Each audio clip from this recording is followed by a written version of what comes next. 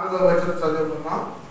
బోయజు బెత్లెహేము నుండి వచ్చి యెహోవా మీకు తోడైయున్నగాకని చేను కోయి వారితో చెప్పగా వారు యెహోవా నిన్ను ఆశీర్వదించునుగాక అని స్తోత్రం. హల్లెలూయా హల్లెలూయా. నేను ఒకసారి వాక్యాన్ని చదువుతాను, మీరు నాతో పాటు చెప్పండి. బోయజు బెత్లెహేము నుండి వచ్చి యెహోవా మీకు తోడైయునుగాక అని చేను కోయి వారితో చెప్పగా వారు యెహోవా నిన్ను ఆశీర్వదించునుగాక అనేది ఆశీర్వదించునుగాక అని స్తోత్రం. హల్లెలూయా. ప్రియులారా, ఒక వ్యక్తి కూలి వాళ్ళతోటి యెహోవా నిన్ను ఆశీర్వదించునుగాక అని చెప్పి అనిపించుకుంటున్నాడంటే ఎంత గొప్పవాడైతే అనిపించుకుంటారో అర్థం చేసుకోండి. అందరి యజమానులు అక్కడ మాట అందరిని అన్నారు. ఎందుకంటే ఆ వ్యక్తి యొక్క సత్ప్రవర్తన బట్టి, నీతిని బట్టి, న్యాయాన్ని బట్టి, ధర్మాన్ని బట్టి, ఆ వ్యక్తితో దేవుడు సంచరిస్తున్న విధానాన్ని బట్టి అతని యొక్క నీతి ముందర నడుస్తూ ఉంటే ఆయన ఆడమంటున్నాడు, యెహోవా మీకు తోడైయునుగాక అని చెప్పాడు. స్తోత్రం. హల్లెలూయా. యెహోవా మీకు తోడైయునుగాక. ఆమేన్. యెహోవా మిమ్మల్ని ఆశీర్వదించునుగాక. ఆమేన్. ప్రియులారా, రెండు మాటల్లో చాలా అర్థం దాగి ఉంది. ఈ రెండు మాటల్లో ప్రభు మాట్లాడుతున్నాడు. ఆయన యావల కోత కోస్తా ఉన్నాడు. యావల కోత కాలంలో పొలానికి వచ్చాడు. పొలానికి వస్తే మరి ఆయన ఎలిమెలెకు వంశపువాడు. ఎలిమెలెకు వంశపువాడు. ఆయన పేరు బోయజు. ఆయన పేరు బోయజు. బోయజు అంటే ఆస్తిపరుడు, ల్యాండ్ లార్డ్, రైతు, బలవంతుడు. ల్యాండ్ లార్డ్, రైతు, బలవంతుడు, బాస్. అంటే గొప్ప ఆస్తిపరుడు, పొలం కలిగినవాడు, ఆస్తి కలిగినవాడు, మంచి రైతు, బలవంతుడు. ఈ బోయజు యొక్క తల్లిదండ్రులు ఎవరంటే సల్మాను, ఎవరండి? సల్మాను, రాహబు. సల్మాను, రాహబు. సల్మాను, రాహబు. ఈ సల్మాను, రాహబు బోయజు యొక్క తల్లిదండ్రులు. ఈ సల్మాను యెషయా తండ్రి.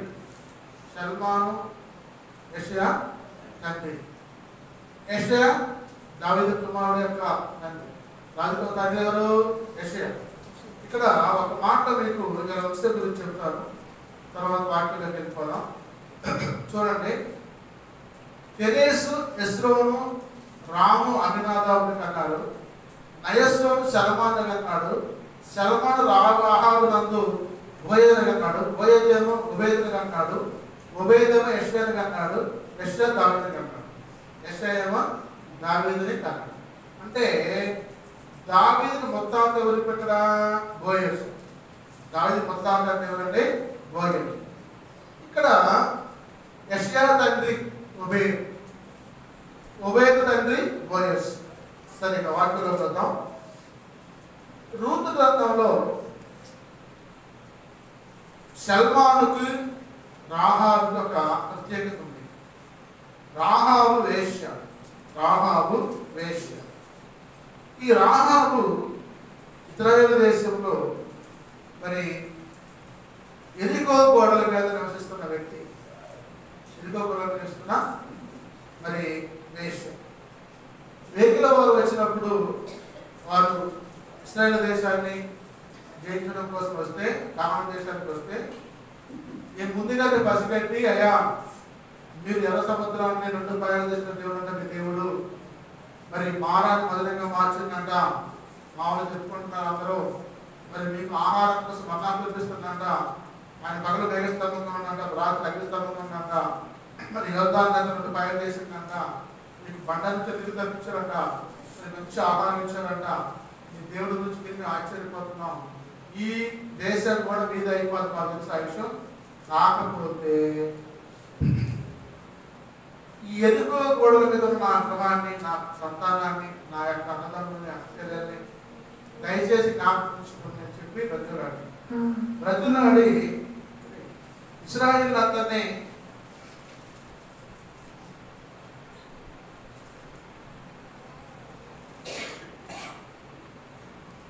అందరినీ ఆమె బ్రతులాడుకొని ఒకే ఒక మాట మాట్లాడు, నా గృహానికి ఎర్రదానం కడతానయ్యా, మీరు జయించినప్పుడు వచ్చి నా దారాన్ని చూసి కష్ట మా ఇల్లుని నాశనం చేయకుండా కాపాడమని చెప్పి బ్రతిలాడు. ఆ తర్వాత ఇప్పుడు సల్మాన్గా పెళ్లి చేసుకుని బోయని జన్మించు. స్తోత్రం హల్లెలూయా. బోయజు బెత్లెహేము అంటే రొట్టెల గృహం, రొట్టెల గృహం. ఇక్కడ ఈ బోయజు వచ్చినప్పుడు ఒక చిన్నది, ఒక యవనస్తురాలు బోయజు యొక్క పొలంలో పరిగెత్తుకుంటుంది. యావన పొలంలో గోధుమ పొలంలో పరిగెత్తుకుంటా ఉంటుంది. ఆమె పరిగెత్తుకుంటామంటే మరి బోయజు వచ్చి చూసి ఈ చిన్నది ఎవరు అని మేస్తుని అడిగాడు. మేస్తుని అడిగాడు. అడిగితే ఆ మేస్త్రి అన్నాడు, ఈమె మరి మోయాబు దేశం నుంచి వచ్చిన నయవతికి వచ్చిన మోయాబీరాలైన యవ్వనురాలన్నాడు. స్తోత్రం హల్లెలూయా. మోయాబు దేశం నుంచి నయోబితో కూడా వచ్చిన మోయాబీరాలైన యవ్వనురాలని చెప్పాడు. చెప్పినప్పుడు ఆమె కోత కోసుకునే వారి మధ్యలో పరగ ఏర్పడుతుంది, పనుల మధ్యలో ఏర్పడుతూ ఉంది. ఆమె వచ్చి అన్నది, ఆ యొక్క యజమానితో అన్నది, ఉదయం నుంచి సాయంత్రం దాకా నేర్చుకొని మధ్యలో కొంచెం జ్ఞాపం తీసుకొని ఇంటికి వెళ్ళి కాస్త మంచులు దాకా వస్తూ ఉంది. మరి బోయజు అంటాడు, ఆమెతో రుతుతూ అంటాడు, నా కుమారి, నా కుమారి అంటే ఇక్కడ ఒక మాట యజమాని మాట్లాడినప్పుడు ఎంత మంచి మాట మాట్లాడారు. అమ్మాయి ఎవరు తాలూకా ఏంటి అని అన్నా, ఏంటి అని అన్నా, లేకపోతే తక్కువగా మాట్లాడు. ఆయన ఆ మాట అన్న తర్వాత మరి ఒకే ఒక మాట మాట్లాడాడు బోయజు రుతుతోటి, నా కుమారి నా మాట వినుము. ఒక పరాయి స్త్రీతోటి పరాయి పురుషుడు ఎంత ప్రేమిస్తున్నాడంటే దేవుని ప్రేమ ఎలా కనపరచబడతా ఉంటుంది.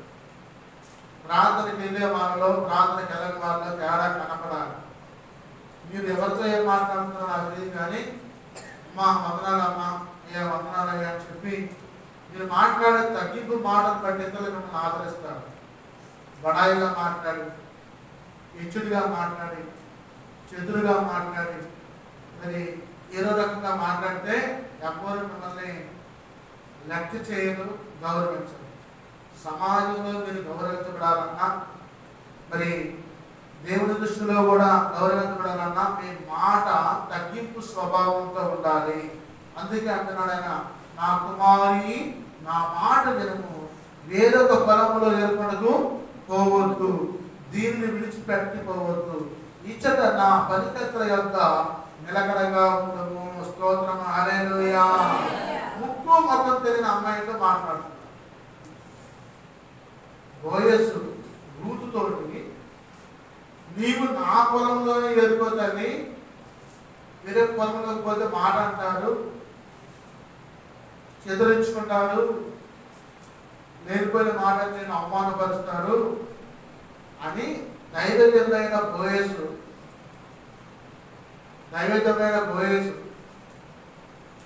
ఒక సహోదరుని ఆదరిస్తున్నాడు. ఆ మాట అన్న తర్వాత కోయవారితో కనిపెట్టి వారిని వెంబడించుము. ఈ మేస్త్రి కొత్త కోపిస్తున్నాడు కాబట్టి ఈ మేస్త్రి చెప్పినట్టుగా నువ్వు చక్కగా వెంబడించి ఈ నా పొలంలోనే ఉండు, వేరే పొలంలో వెళ్ళవద్దని చెప్పినప్పుడు ఆ అమ్మాయి చాలా మరి సంతోషపడ్డది. ఆ మాట సంతోషపడి ఏమన్నాడు తెలుసా, ఆయన నిన్ను ముట్టకూడదని యవనస్తులకు ఆజ్ఞాపించి ఉన్నాను, నీకు దాహమగినప్పుడు కొండలకు పోయి పనివారు చేయలేదు త్రాగుమని చెప్పాను. స్తోత్రం, హల్లెలూయా. నేను ఒక చిన్న ప్రశ్న వేదలుస్తున్నాను. బోయజుకి ఏమి సంబంధం అంటే ఆయన ముట్టొద్దని అబూరోలు చెప్పండి. అబూరోలతో కుర్రలతో కానీ పెద్దలతో కానీ మరి రూతులు ముట్టొద్దని చెప్పాడు చెప్పండి. దేవుని ప్రేరేపణ, దేవుని ప్రేరేపణ.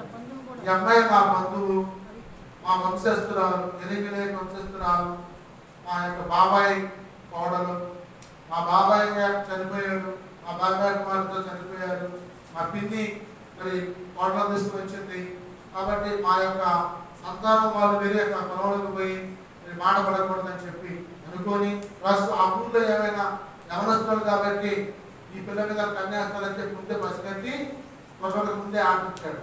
ఆయన మా బంధువులా అన్యాయం దొరికిస్తుంది బాగోదని చెప్పి వారిని ఇచ్చాడు. స్తోత్రం, హల్లెలూయా. ఆ మాటల తర్వాత అన్నాడు, నీకు దాహం అయితే కుంటల ఎద్దుకు పోయి పనివారు చెల్లించురాను అని చెప్పాడు.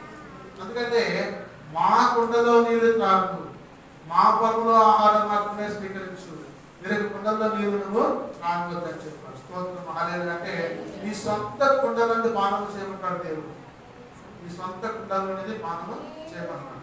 అంటే వేరే పొలం నుండి కానీ వేరే మన యొక్క యవనస్తులతో మాట్లాడదని చెప్పి చెప్పాడు. చెప్పినప్పుడు చూడండి ఇక్కడ, అందుకు ఆమె సాగిలపడి తల వంచుకుంది. తలకాయ ఎత్తి కదా చూడండి, తగ్గింపు స్వభావం గురించి ప్రభు రాయించాడు. తల వంచుకొని ఏమి తెలిసి పరదేశమైన ఆయన లక్ష్యం ఉంచినట్టు నీకు కటాక్షం కలిగను అని చెప్పగా, నీవు ఏం చూసి మాకు కటాక్షం దొరుకుతున్నావు? మా భర్త మహరోడు చనిపోయాడు, మా మంది కిలియోను చనిపోయాడు, మా మామగారు ఎనిమిది చనిపోయాడు, మేము 3 వర్ణ జీవితాలు, ఏది చూసి మా ఏళ్ళని దగ్గర వచ్చిన పని కొన్ని ఏది తెలిసి పరదేశాన్ని ఆయన లక్ష్యం ఉంచినట్టు నీ కటాక్షంగా చెప్పగా, బోయసు నీ పెనిమిటి దృఢమైన తర్వాత నీవు నీ అత్తకు చేసినదంతే నాకు తెలియబడేను. స్తోత్రం, హల్లెలూయా. Very good. నీ అత్తకి చేసినంత నాకు తెలియబడి. అత్తకి ఏం చేసింది అమ్మాయి చెప్పండి? రూతు అత్తకి ఏం చేసింది? ఓర్పేమో ముద్దు పెట్టుకుంది. రూతు ఏం చేసింది? అత్తుకుంది. అత్తుకొని ఏడ్చింది. నీ దేవుడే నా దేవుడు, నీ జనమే నా జనం, నీవు ఎక్కడ నివసిస్తే అక్కడ నివసిస్తా, నీ జనమే నా జనము, నీవు మృతి పొందితే అక్కడ నేను మృతి పొందుతా, ఎక్కడ బాధ పెట్టబడితే అక్కడే బాధ పెట్టబడతా అని చెప్పి వాగ్దానం చేసుకొని అంతను హత్తుకుని ఏడ్చింది. ఓరమైతే మృతి పెట్టుకుని పోయి తెలియజేసుకొని జీవిస్తుంది. కానీ ఈ అమ్మాయి చేసిన పనికి భోజనం తెలిసి భోజనం అంటాడమ్మా, నీ అత్తకు నువ్వు ఏం చేసావు నాకు తెలుసమ్మా, నీ అత్త ఎక్కడైతే విధవరాలు అనాథైపోతుందో అని చెప్పి కనిపెట్టుకుని వచ్చావు నువ్వు ఆమెని మనం పోషించడం కోసం, అంత నీతిమంతురాలు అని చెప్పి ఆయన వద్ద మాట్లాడాడు. స్తోత్రం, హల్లెలూయా.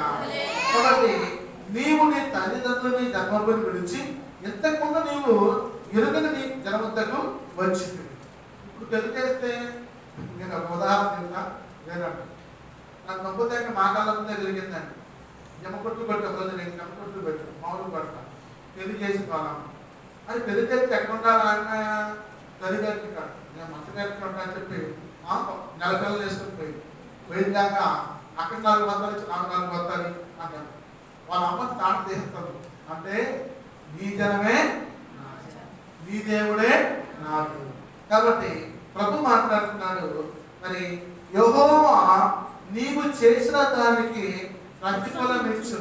ఇశ్రాయేలు దేవుడైన యెహోవా రెక్కల క్రింద సురక్షితంగా ఉన్నట్లు నీవు వచ్చింది.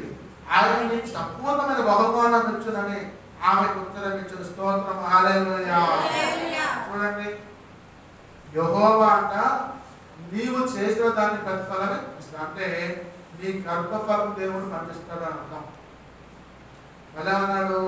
ఇశ్రాయేలు యెహోవా రెక్కల క్రింద సురక్షితంగా ఉంటున్నట్టు నీవు వచ్చితివి. మీరందరూ కూడా ఇశ్రాయేలు దేవుని యొక్క సురక్షిత రెక్కల కింద వచ్చి ఉన్నారు. స్తోత్రం, హల్లెలూయా. కాబట్టి రూతు కూడా బెత్లెహేముకు వచ్చి ఇశ్రాయేలు దేవుడు యెహోవా యొక్క రెక్కల కింద ఆశ్రయంగా సురక్షితంగా తిరగడం కోసం వచ్చి మరి ఆయన సంపూర్ణమైన బహుమానం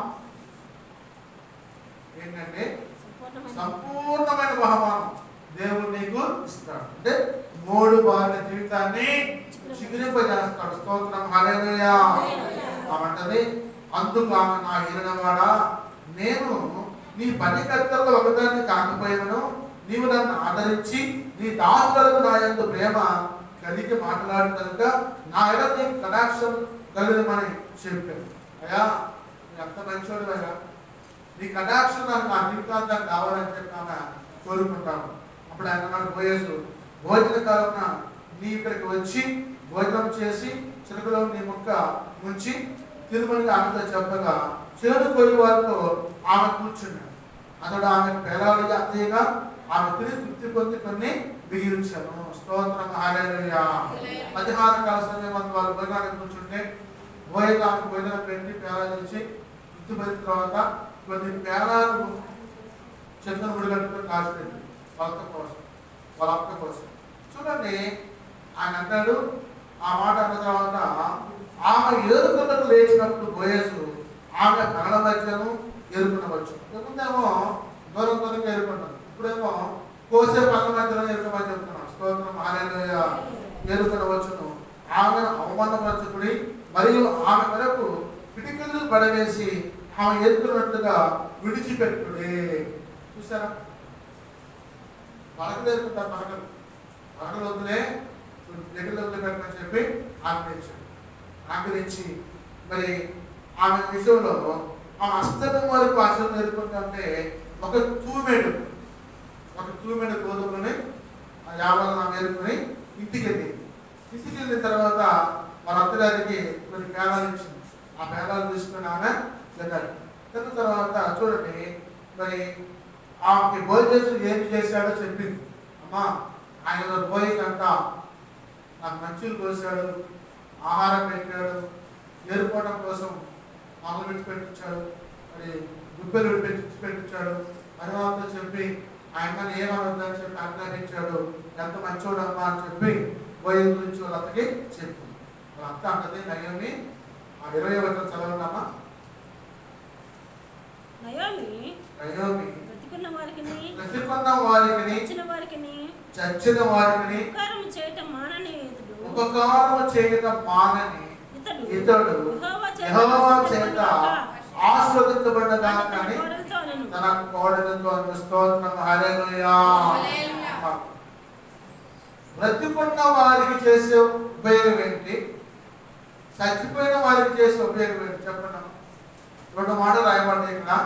బ్రతికున్న వారికి చచ్చిన వారికి ఉపకారం చేయడం మానని ఇతడు యెహోవా చేత ఆశీర్వదించబడ్డగా కానీ ఆమె తన కోడలతో. స్తోత్రం, హల్లెలూయా. అంటే బ్రతికున్న నయోమికి రూతుకు ఆహారం కోసం ఆయన యావలను ఎరుకోవడం కోసం అవకాశం ఇచ్చి ఆ ఎరుకున్న యావలు మరి ఒక తూముడైనప్పుడు వాళ్ళ అక్క తీసుకుని చూపిస్తే అంత సంతోషించి అన్నాడు, మనం బ్రతుకున్న వారిని ఆహారం ఇస్తున్నాడు. నీ చనిపోయిన భర్త మహులోని విషయంలో కూడా బోయజు నీకు వేరు చేయబోతున్నాడు. యెహోవా చేత ఆశీర్వదించబడ్డగానే దీవించింది. స్తోత్రం, హల్లెలూయా. దేవుని వాక్కులు ముందుగానే బయలుపరచబడతాం. ఈయన అన్నాడు బోయజు, అమ్మా నువ్వు యెహోవా చేత ఆశీర్వదించబడిన దానివి, యెహోవా యొక్క సురక్షితమైన రెక్కల కిందకి వచ్చి ఉన్నావు. స్తోత్రం, హల్లెలూయా. యెహోవా యొక్క సురక్షితమైన రెక్కల కింద నీవు వచ్చావు. వీరందరూ కూడా మధ్యాహ్న కాల సమయంలో ఎవరి రెక్కల కిందకి వచ్చున్నారు? మీరందరూ కూడా ఈ మధ్యాహ్న కాల సమయంలో ఎవరి రెక్కల కిందకి వచ్చి ఉన్నారు? యెహోవా యొక్క రెక్కల కిందకు వచ్చి ఆశ్రయాన్ని పొందుతున్నారు. స్తోత్రం, హల్లెలూయా. రూతు కూడా మోయాబు దేశం నుంచి బెత్లెహేముకు వచ్చి యెహోవా యొక్క సురక్షితమైన రెక్కల కింద ఆశ్రయం పొందుతుంది, ఆదరణ పొందుతుంది. వాళ్ళంతా అంటారు, నయోమి అతడు బతుకున్న వారికి చచ్చిన వారికి ఉపకారం చేయడం మానని.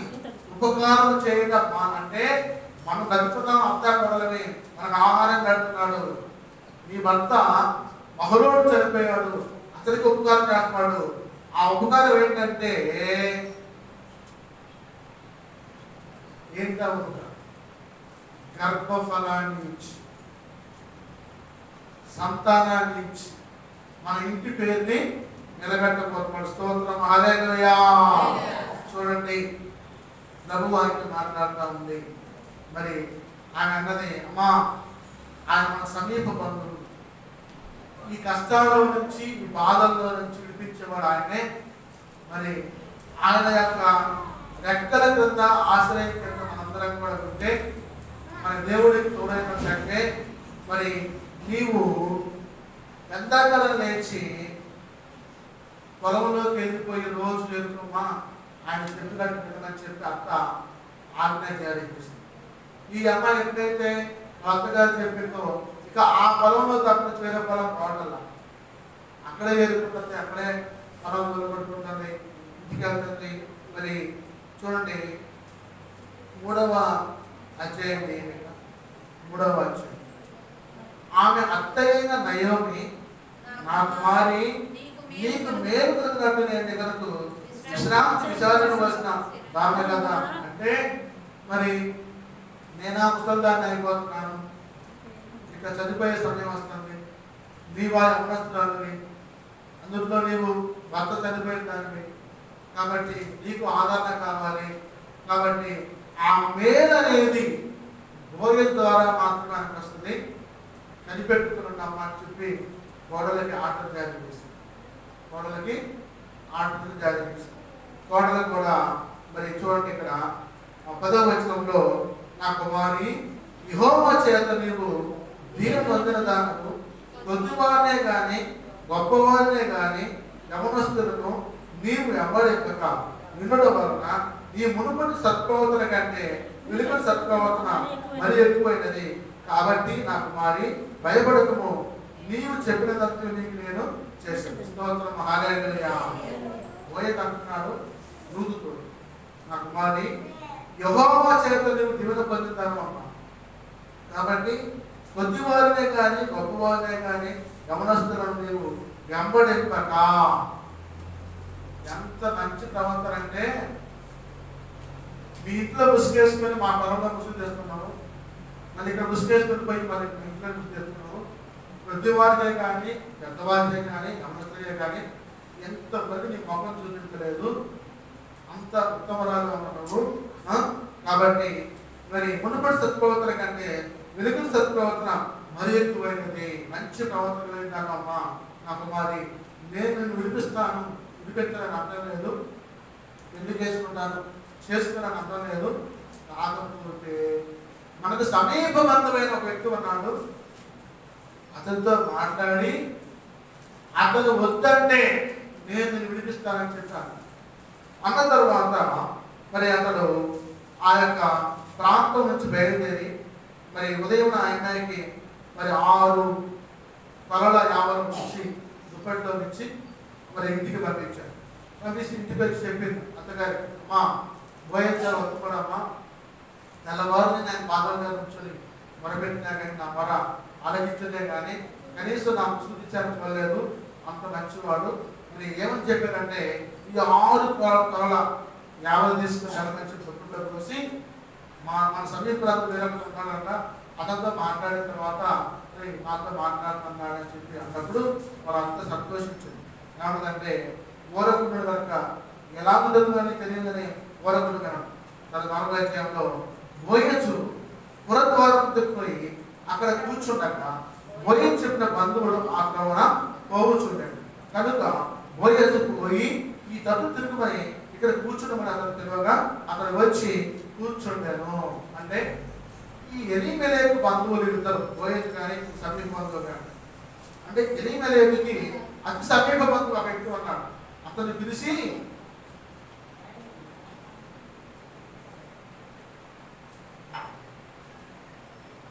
సుకుమారుడా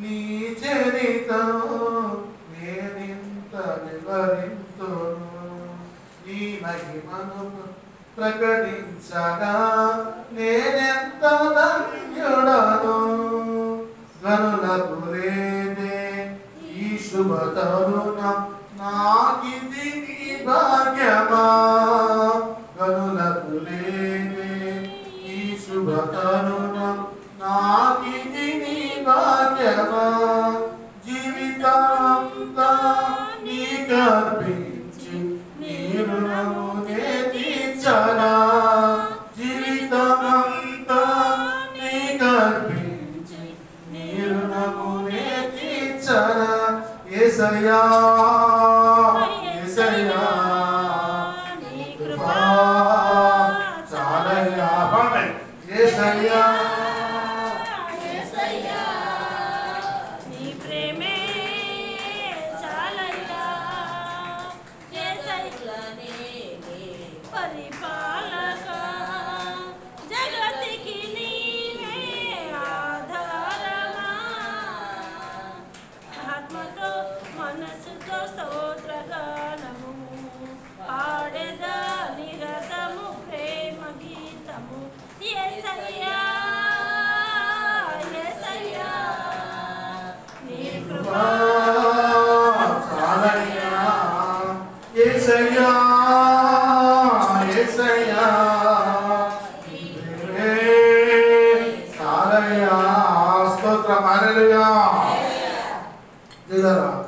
ఆ బంధువుతో మాట్లాడినప్పుడు అన్నాడు బోయజు ఆ ఊరి పెద్ద 10 మందిని పిలిపించాడు.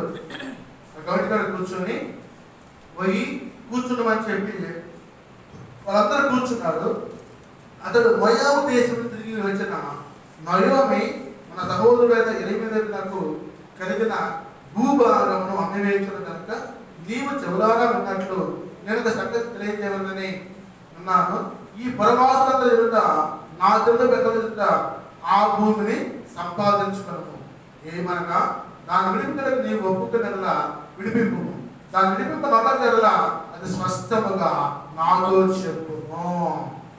వాళ్ళ సమీప బంధువులతో చెప్తున్న మాట, అయ్యా మరి ఎలీమెలెకు భూభాగం వేస్తుంది నయోమి, అది నువ్వే సమీప బంధువులకు మరి ఈ చేనులో కలిసిపోద్దని చెప్పి అన్నాడు. వారు మాట అన్నప్పుడు మరి ఆ మాట అంటాడు, చూడండి నీవు కాక దాన్ని విడిపించ బంధువుడు అవడం లేదు, నీ తర్వాత వాడు నేనని బంధువునితో చెప్పాను. అందుకు అతను నేను విడిపించ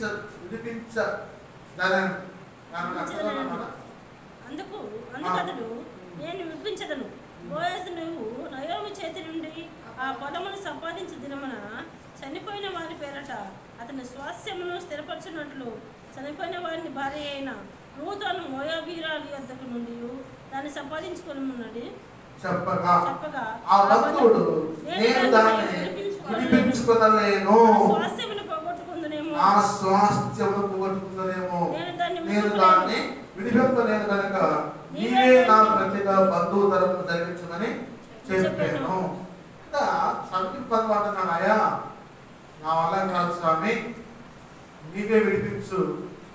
ఒకవేళ నేను విడిపిస్తే నా యొక్క స్వాస్థ్యాన్ని కోల్పోతానేమో, నాకు భయంగా ఉందని చెప్పని చెప్తే అప్పుడు ఇశ్రాయేలు బంధువుల తరపు గురించి కానీ క్రయ విక్రయాల గురించి కానీ ప్రతి సంగతిని స్థిరపరచకు పూర్వం జరిగిన మర్యాద ఏదనగా ఒకడు తన చెప్పు తీసి తన పొరుగువానికి ఇచ్చుటయే ఈ 10 ఇశ్రాయేలులో ప్రమాణముగా ఎంచబడెను.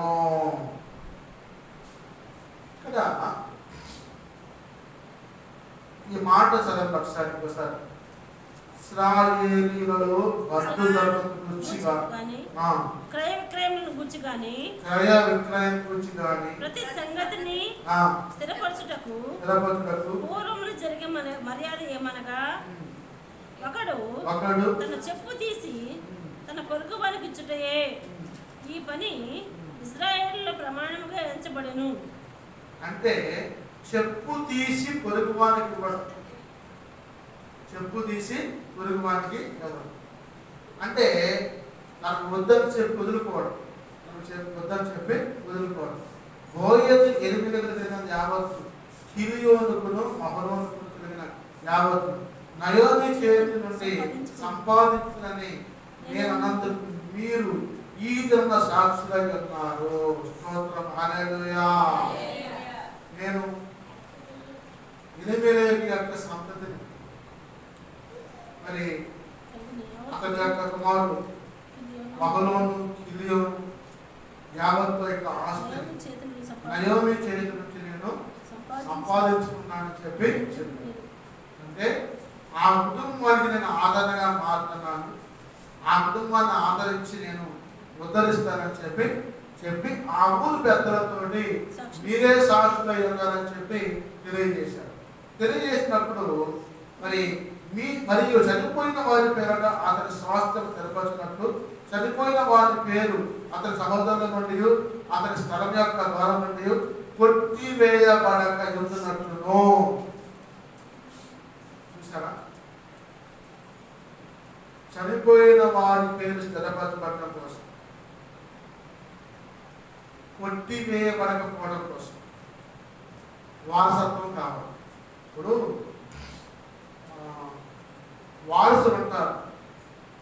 వారసత్వం దేని ద్వారా వస్తుంది? సంతానం జన్మించడం ద్వారా వస్తుంది. ఆ ఇంటి పేరు నాశనం. మరి ఎందుకంటే కుమారులైనా కానీ కుమారులైనా కానీ వారసత్వం అనేది నశించుకోవచ్చు. ఇప్పుడు తగ్గిరాల సౌమ్య గారు ఆ నాన్న ఇంటి పేరు తగ్గిరాడు, మళ్ళీ ఆ పిల్లగారి ఇంటి పేరు కోన, మా ఇంటి పేరు కోన అని చెప్తుంది. నేను తగ్గిరాల సౌమ్య అంటే తండ్రి వారసత్వం అని చెప్తుంది. మొక్కలు నాదే కానీ కొంచెం మణి తక్కువడు అయినా కానీ తన పిల్లలకి ఏం చెబుతుంది? అత్తగారి ఇంటి పేరు కోలా సుహాస్, కోలా శాంతి అని చెబుతుంది. అంటే ఇట్లా వాళ్ళ పేర్లు మర్చిపోవడం. కాబట్టి ఇక్కడ కూడా ఎలీమెలెకు పొలం విషయంలో ఆ ఊరి 10 మంది పెద్దలతో కలిసి మోయాబు దేశంతో వచ్చిన నయోమి యొక్క ఎలీమెలెకు భూభాగం అతివేస్తున్నది నా జనుల పెద్దలతో ఆ ఊరికి సంపత్తులు చెప్తే వాడు నా వృద్ధని చెప్పాడు. అప్పుడు ఇతను ఏమన్నాడు తెలుసా? ఆ స్థలము స్థిరపరుచుకున్నట్టు చనిపోయిన వారి పేరు అతని సహోదరుల నుండి అతని స్థలం యొక్క ద్వారం నుండి కొట్టివేయబడుతున్నట్లు నేను మహలోను భార్య అయిన రూతును మోయాబీయులని సంపాదించుకొని పెళ్లి చేసుకుంటున్నాం. స్తోత్రం, హల్లెలూయా. చూసారా, అందమైన యవనస్తురాలు, సౌందర్యవతి, రూపవతి, చక్కటి మాధుర్యం గల స్వరం కలిగినది రూతు. రూతు అంటే స్నేహానికి రూతు అని చెప్పి కూడా తెలియజేయబడతా ఉంది. అటువంటి అమ్మాయిని 3 బారిపడిన జీవితాన్ని నేను పెళ్లి చేసుకోబోతున్నాను, సిద్ధపడిపోతున్నాను చెప్పి ఊరి పెద్దలు 10 మంది సమక్షంలో బోయలు తెలియజేశారు. దీనికి మీరు ఈ జన్మ సాక్షులై ఉన్నారని ప్రజలందరితోనూ చెప్పారు. చూసారా, నేను రూతుని పెళ్లి చేసుకోబోతున్నాను, మా యొక్క వంశస్థురాలు, మా వారసత్తురాలు, కాబట్టి ఆ అమ్మాయి జీవితాన్ని నేను సిద్ధపడిస్తున్నానని చెప్పి ఆ ఊరి పెద్దలతో చెప్పి సాక్షులను చెప్పి అందుకు పుర ద్వారం ఉండిన ప్రజలందరూ పెద్దలను మేము సాక్షులము, యెహోవా ఈ ఇంటికి వచ్చిన ఆ స్త్రీని ఇశ్రాయేలు వంశము వర్ధిల్ల చేసిన రాహేలును పొందిందని లేయను పొందిందని చేయునుగాక. స్తోత్రం, హల్లెలూయా. ఎవరండి రాహేలు? ఎవరంటే లేయా చెప్పండి. రాహేలు ఎవరు? లేయా ఎవరు? యాకోబు యొక్క భార్య. యాకోబు యొక్క భార్య. యాకోబు యొక్క పెద్ద భార్య లేయా, చిన్న భార్య రాహేలు. రాహేలు కోసం యాకోబు 7 సంవత్సరాలు 14 సంవత్సరాలు కొలువు చేశాడు. కొలువు చేసి రాహేలును ప్రేమించి నిలబడి కాడ చూసి ముచ్చటపడి ఆయన చేసుకుంటారని చెప్పి వాళ్ళ మామతో చెప్తే వాళ్ళ మామేమో మాయ చేసి జబ్బు కలదాన్ని ఇచ్చి పెళ్లి చేశాడు. ఏంటి మామగారు ఎంతమంది పెళ్లి చేశావు? నేను చూసింది లేదు కదా అని చెప్పంటే చిన్నమ్మాయి పెళ్లి కాకపోతే పెద్దమ్మాయి పెళ్లి చేస్తానని చెప్పి మళ్ళీ 7 సంవత్సరాలు పెళ్లి కాశారు. 14 సంవత్సరాలు కాస్తే ఆ నీతి మంత్రుల ద్వారా పుట్టిన సంతానం ఇశ్రాయేలు సంతానం, ఇశ్రాయేలు గోత్రాలు, 12 గోత్రాలు. కాబట్టి ఊరు పెద్ద అంటున్నారు రాహేలు సంతానం లాగా, లేయా సంతానం లాగా ఈ అమ్మాయి సంతానం కూడా పోలికుండా కాక అని చెప్పి దీవించారు. దీవించి ఎఫ్రాతాలో నీవు క్షమావృత్తి కలిగిన వాడవై బెత్లెహేములో నీవు ఖ్యాతి నొందుదువు గాక. స్తోత్రము హల్లెలూయా. అంటే ఎఫ్రాతా గోత్రం నుంచి మరి వచ్చిన వాడు బోయజు. క్షేమాభివృద్ధి, ఖ్యాతి. క్షేమము ఖ్యాతి అంటే చెప్పండి. క్షేమాభివృద్ధి కలగాలంటే ఎటువంటి అపాయం లేకుండా క్షేమంగా ఉండి జీవిస్తావయ్యా. నీ ఖ్యాతి వచ్చింది. ఖ్యాతి అంటే ఖ్యాతి అంటే పేరు, పేరు ప్రఖ్యాతి, పేరు ప్రఖ్యాతి, మంచి పేరు ప్రఖ్యాతులు వస్తాయి నీకు.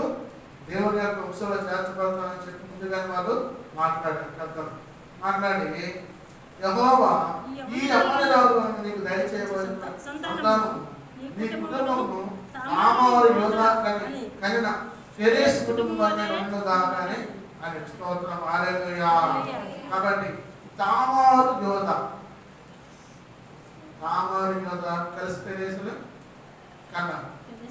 కాబట్టి ఆ సంతానం లాగా నీ సంతానంగా దీవించబడుతుందని చెప్పి వాళ్ళు ఆశీర్వదిస్తున్నారు. అంటే రూతు యొక్క సంతానాన్ని ఫేరేసు ఎస్రోను రాముని కంటే రాము అమ్మినాదాబు కన్నాడు. అమ్మినాదాబు నైసోను సల్మాన్ ఏమో బోయజు. కాబట్టి వాళ్ళ వంశం గురించి చెప్తున్నారు వాళ్ళు. కాబట్టి ఇక్కడ బోయజు రూతును పెళ్లి చేసుకుని ఆమె ఎందుకు పోయినాం యెహోవా ఆమె గర్భం వెళ్ళట్టుగా అనుగ్రహించాలనగా ఆమె కుమారుడు కనెను.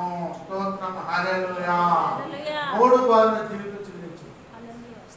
3 బారిన జీవితాలను చిగురింపజేయగలవు నీవు.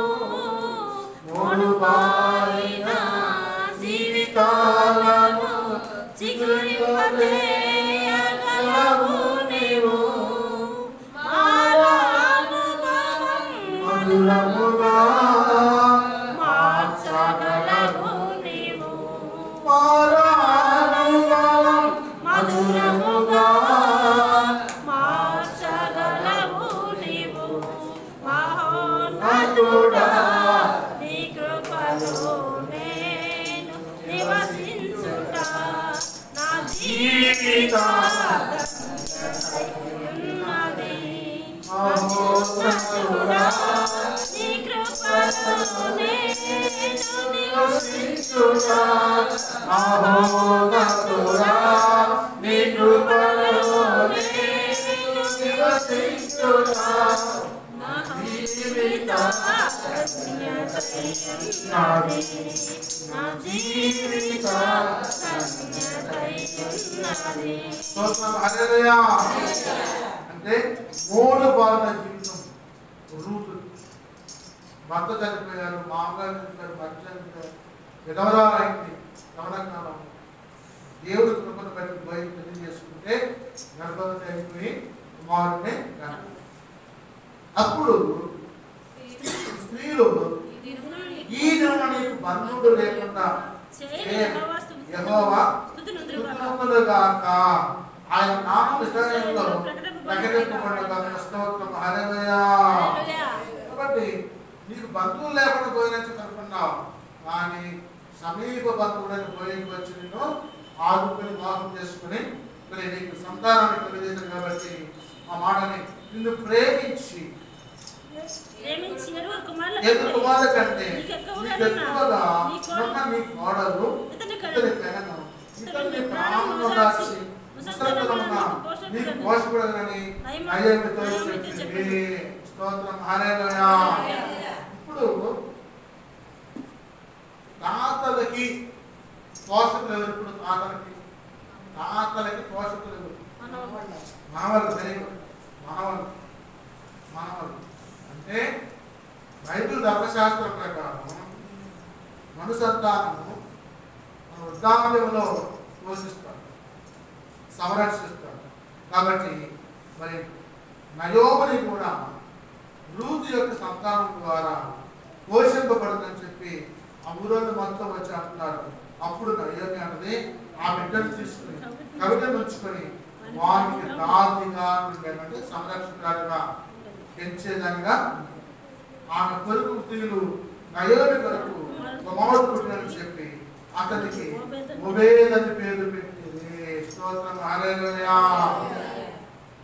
బోయేజు రూతు కుమారుడు పేరు ఏం పేరు?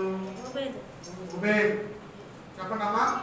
బోయేజు రూతుకి పుట్టిన కుమారుడు పేరు ఏం పేరు? ఒబేదు.